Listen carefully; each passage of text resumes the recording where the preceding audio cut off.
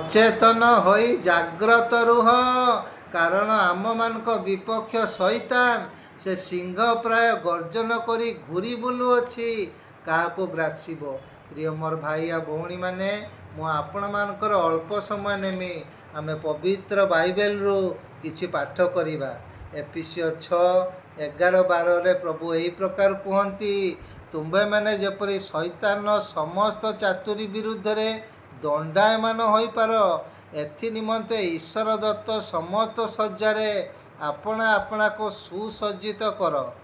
କାରଣ ଆମମାନଙ୍କ ଯୁଦ୍ଧ ମର୍ତ୍ତ୍ୟ ବିରୁଦ୍ଧରେ ନୁହେଁ, ଆଧିପତ୍ୟ ବିରୁଦ୍ଧରେ, କର୍ତ୍ତାର୍ପଣ ବିରୁଦ୍ଧରେ, ଏହି ଅନ୍ଧକାରର ଜଗତପତିମାନଙ୍କ ବିରୁଦ୍ଧରେ, ପୁଣି ଆକାଶମଣ୍ଡଳର ଦୁଷ୍ଟାତ୍ମାଙ୍କ ବିରୁଦ୍ଧରେ ଆମର ଯୁଦ୍ଧ।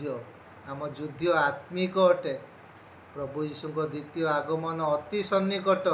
ଆମେ ଯୁଗାନ୍ତ ସମୟରେ ବାସ କରୁଛେ। ସେଥିପାଇଁ ଆମର ଆତ୍ମା ପାଇଁ ଆମେ ମନୋଯୋଗୀ ହେବା। ପ୍ରଭୁ ଯୀଶୁ କହିଲେ, ଚୋର ଆସେ ଚୋରି, ବଧ ଆଉ ବିନାଶ କରିବା ପାଇଁ। ସେ କେଉଁ ପ୍ରକାର ବଧ ବିନାଶ କରେ? ଆମେ ପାଠ କରିବା ମାଥ୍ୟୁ 24:4-5ରେ ପ୍ରଭୁ ଏହି ପ୍ରକାର କୁହନ୍ତି। ସେଥିରେ ଯୀଶୁ ସେମାନଙ୍କୁ ଉତ୍ତର ଦେଲେ, ସାବଧାନ, କେହି ଯେପରି ତୁମମାନଙ୍କୁ ଭ୍ରାନ୍ତ ନ କରେ।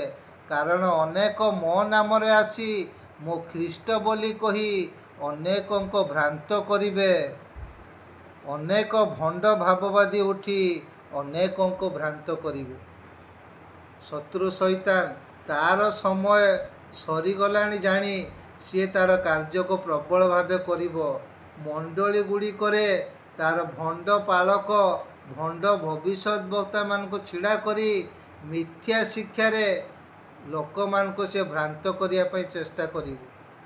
ଏଠି ଏହିପରି ଲେଖାଯାଏ, ସେତେବେଳେ ଦେଖ, ଖ୍ରୀଷ୍ଟ ଏଠାରେ ଅବା ସେଠାରେ କେହି ଯେବେ ତୁମମାନଙ୍କୁ ଏପରି କହିବ, ତେବେ ତାହା ବିଶ୍ୱାସ କର ନାହିଁ। କାରଣ ଭଣ୍ଡ ଖ୍ରୀଷ୍ଟମାନେ ଓ ଭଣ୍ଡ ଭାବବାଦୀମାନେ ଉଠି ଏପରି ମହା ଚିହ୍ନ ଓ ଅଦ୍ଭୁତ କର୍ମମାନ ଦେଖାଇବା ଯେ, ଯଦି ସମ୍ଭବ ହୁଏ ତେବେ ମନୋନୀତ ଲୋକମାନଙ୍କୁ ସୁଦ୍ଧା ଭ୍ରାନ୍ତ କରିଦେବେ। ମନୋନୀତ ଲୋକମାନଙ୍କୁ ସୁଦ୍ଧା ସେ ଭ୍ରାନ୍ତ କରିଦେବ। ସେଥିପାଇଁ ଆମେ ଜାଗ୍ରତ ହେବା। ଆମେ କେଉଁ ପ୍ରକାର ପାଳକଙ୍କ ପାଖକୁ ଯାଉଛେ, ଆମେ କେଉଁ ପ୍ରକାର ଶିକ୍ଷାକୁ ଗ୍ରହଣ କରୁଛେ। ଏଠି ଏହିପରି ଲେଖାଯାଏ, ଏଣୁ ତୁମ୍ଭେମାନେ ଯେତେବେଳେ ଦାନିଏଲ ଭାବବାଦୀଙ୍କ ଦ୍ୱାରା ଉକ୍ତ ଉତ୍ସନକାରୀ ଘୃଣ୍ୟ ବସ୍ତୁକୁ ପବିତ୍ର ସ୍ଥାନରେ ଅବସ୍ଥିତ ଦେଖିବ। ଘୃଣ୍ୟ ବସ୍ତୁକୁ ପବିତ୍ର ସ୍ଥାନରେ, ତାମାନେ ମଣ୍ଡଳୀରେ ଉପସ୍ଥିତ ହେବା ଦେଖିବ। ତାମାନେ ପାଳକ କାର୍ଯ୍ୟ ଦେଖିବ, ସେ କେଉଁପରି ଆଉ ଭୁଲ ଶିକ୍ଷା ସେ ଦେବ। ସେ ମଣ୍ଡଳୀରେ କାର୍ଯ୍ୟ କରିବ ପାଳକମାନଙ୍କୁ ଦେଇକି। ଲେଖା ହେଇଛି, ସେତେବେଳେ ଯେଉଁମାନେ ଜିହୁଦା ପ୍ରଦେଶରେ ଥାଆନ୍ତି ସେମାନେ ପର୍ବତମାଳାକୁ ପଳେଇ ଯାଆନ୍ତୁ।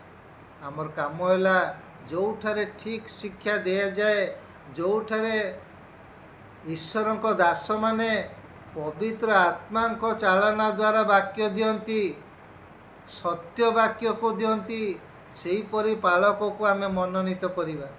ନହେଲେ ଆମର ଆତ୍ମା ପାଇଁ ଆମେ ଦାୟୀ ହେବା। ସମସ୍ତଙ୍କୁ ପ୍ରେଜ୍ ଦ ଲର୍ଡ।